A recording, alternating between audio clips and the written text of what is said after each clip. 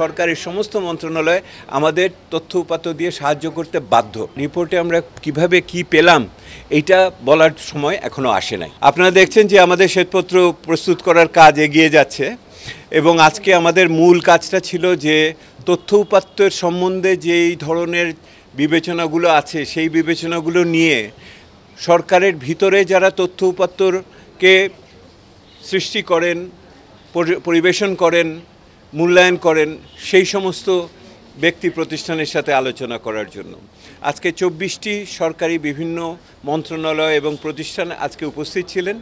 তাদের সাথে আমরা খুবই খোলামেলাভাবে আলোচনা করেছি। আমাদের দিক থেকে যে সমস্ত চাহিদা আছে সেটা একদিকে যেমন হলো তথ্য উপাত্তের হালনাগাদ পরিস্থিতি কী আছে, ওনাদের কাছে এমন কিছু আছে কিনা যেগুলি ওনারা এতদিন ওনারা প্রকাশ করতে পারেন নাই।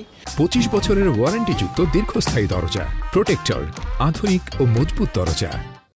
এবং ওনারা যদি আগামী দিনে তথ্য উপাত্তকে আরও সঠিকভাবে দেওয়ার জন্য কি পদ্ধতি অবলম্বন করা যেতে পারে সেগুলি সম্বন্ধে কোনো পরামর্শ থাকে সেগুলি আমরা শুনেছি।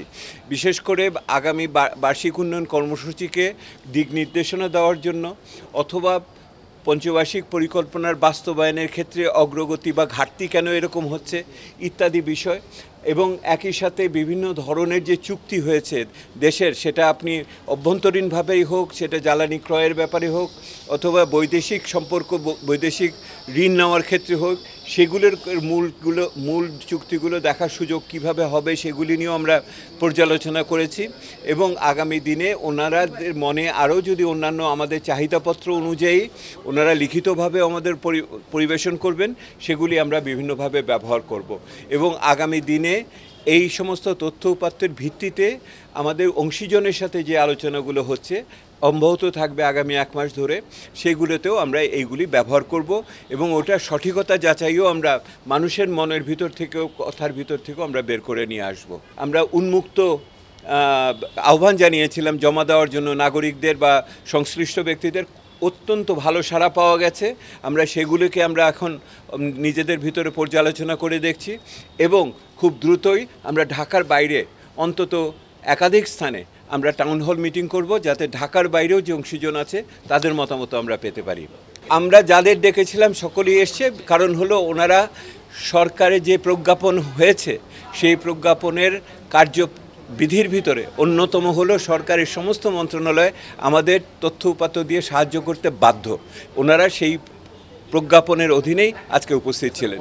রিপোর্টে কি থাকছে বা রিপোর্টে আমরা কিভাবে কি পেলাম এইটা বলার সময় এখনো আসে নাই। এটার জন্য একটু অপেক্ষা করতে হবে, কারণ একজন বললেই যে এটা সত্য হবে তারও তো কোনো কথা নাই, আমাদেরও তো ওগুলোকে মিলিয়ে টিলিয়ে দেখতে হবে।